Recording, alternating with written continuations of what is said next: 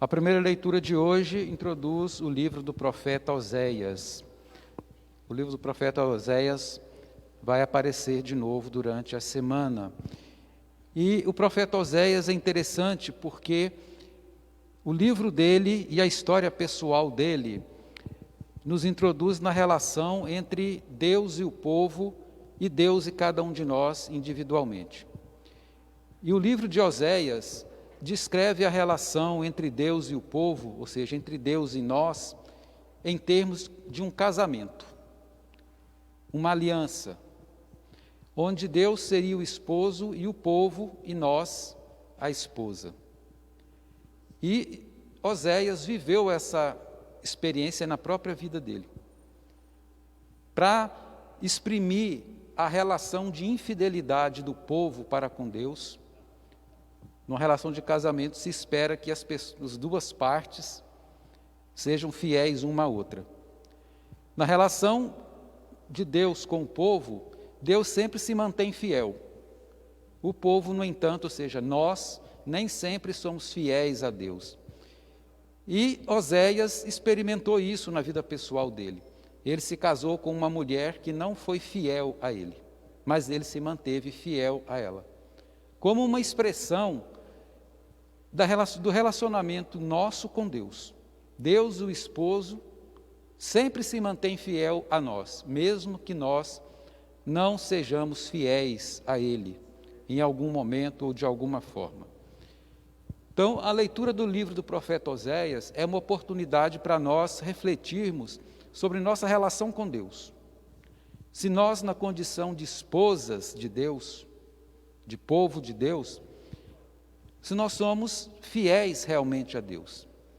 E se nós não somos fiéis a Deus, nós somos convidados a corrigir o nosso rumo. Nós sabemos que nós somos falhos, somos pecadores. E Deus espera que nós não nos conformemos com isso. Ou seja, nós estamos sujeitos às infidelidades, mas não devemos nos conformar com isso. Nós devemos buscar sempre fazer a nossa reflexão, a nossa revisão de vida, para que naquele ponto que nós não somos fiéis a Deus, que nós possamos mudar a nossa atitude. Porque a atitude de Deus para conosco é sempre fiel. A gente está acostumado a ver nos carros, nos vídeos dos carros, naquela frase, né? Deus é fiel. Então a gente deveria se perguntar, o que significa dizer que Deus é fiel? É uma coisa para a gente refletir. Não apenas falar Deus é fiel, mas nós precisamos perceber o quanto Deus é fiel. O Evangelho vai mostrar exatamente isso, a fidelidade de Deus para conosco. E o Salmo vai nos lembrar essa fidelidade. O Salmo está falando de misericórdia.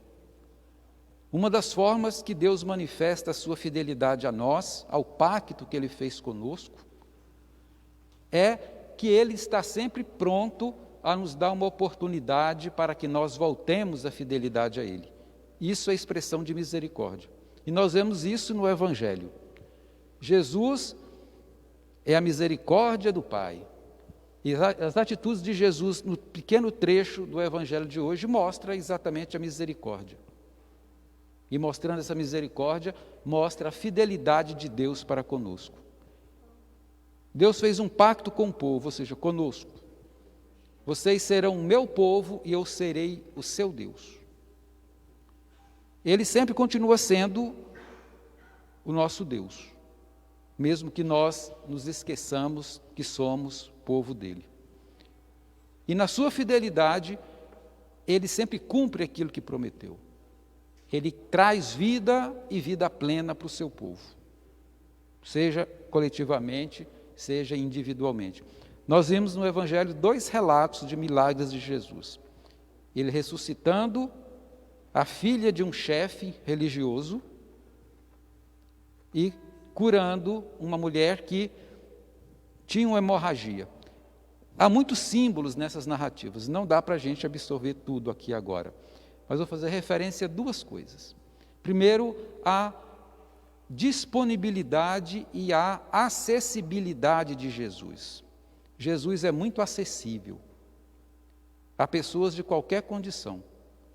Ele se tornou acessível a um chefe religioso, ou seja, alguém importante na comunidade, mas também foi acessível a uma pessoa anônima, a uma mulher que não se descreve muito a respeito dela.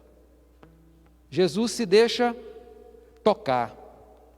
Deus é acessível a nós, se nós tivermos fé o suficiente, ou seja, se nós levarmos a sério, e ter fé é levar a sério a nossa condição de esposos e esposas de Deus.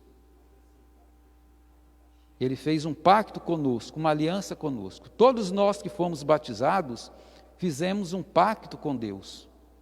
Fizemos uma aliança com Ele, na qual Ele é sempre fiel. E nos convida também à mesma fidelidade. Aquela mulher que tocou em Jesus, recebeu dele a resposta, a cura para o problema dela e a fala dele: vá em paz, a tua fé te salvou.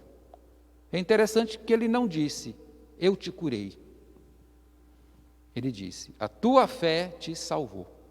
Salvar mais do que curar. Claro que a palavra fé tem vários significados. Aqui a gente pode entender a confiança que ela tinha em Jesus. E o toque. Tocar em Jesus não é tocar fisicamente, é tocar na profundidade da fé. Aquela mulher, ela tinha uma intimidade com Deus. Certamente muitas pessoas tocavam em Jesus, mas só uma ou outra é que era transformada. Por quê? Nem todo mundo que toca é íntimo. E o toque na Bíblia é sinal de intimidade. As pessoas não ficavam se tocando. Nós brasileiros gostamos muito do toque, né? Por isso está difícil nessa pandemia a gente não poder abraçar a pessoa que a gente está acostumado a abraçar, não poder pegar na mão. Faz parte da nossa cultura esse toque físico. Na Bíblia, o toque físico era uma coisa extrema, demonstrava muita intimidade. Aquela mulher tocando em Jesus significa que ela era íntima de Deus. E essa intimidade, e Deus se deixa tocar por aquele que quer se aproximar dele, ele é acessível às pessoas que estão buscando esse contato com ele. Essa intimidade transformou a vida dela. Em outras palavras, a gente pode deduzir que ela levava a sério a relação com Deus. Ela procurava ser fiel a Deus. Ela estava unida a Ele. Em outras situações do Evangelho, Jesus percebe quando alguém o toca. Não me lembro bem qual é o Evangelho, teria que pesquisar, onde Jesus, no meio da multidão, todo mundo botando a mão nele, apertando ele, e uma mulher pagã toca ele. E ele se vira e pergunta, quem me tocou? Os discípulos. Todo mundo está te apertando aqui, Jesus. Mas Jesus percebeu que alguém havia se aproximado dele de um jeito diferente. Percebeu que aquela mulher buscava fidelidade. É assim conosco também. Foi assim com Oséias. Oséias viveu um drama pessoal na vida dele. Se casou com uma esposa que não correspondeu à fidelidade que ele dedicava a ela. Por isso Oséias se torna a figura do próprio Deus aí, nessa relação. E nós somos a esposa de Oséias. Nós temos que trabalhar para fazer com que a nossa relação com Deus não seja aquela da esposa de Oséias, que não foi fiel a Oséias, o povo que não é fiel a Deus, mas que nós possamos ser fiéis a Deus. Vamos nos lembrar do nosso batismo. Nós nos tornamos esposas de Deus. A igreja é a esposa de Deus. E nós somos a igreja, convidados a viver uma relação de fidelidade com Ele. Por isso, Essa liturgia de hoje nos convida a isso, a nos perguntar sobre a nossa fidelidade para com Deus. Como é que eu posso ser fiel a Deus nas minhas relações pessoais, nas minhas relações comunitárias? Como eu posso ser fiel a Deus, me aproximar dele com intimidade, tocar, mesmo que seja a borda do seu manto, para que a nossa vida também seja transformada segundo a vontade do próprio Deus. Glória ao Pai, e ao Filho e ao Espírito Santo.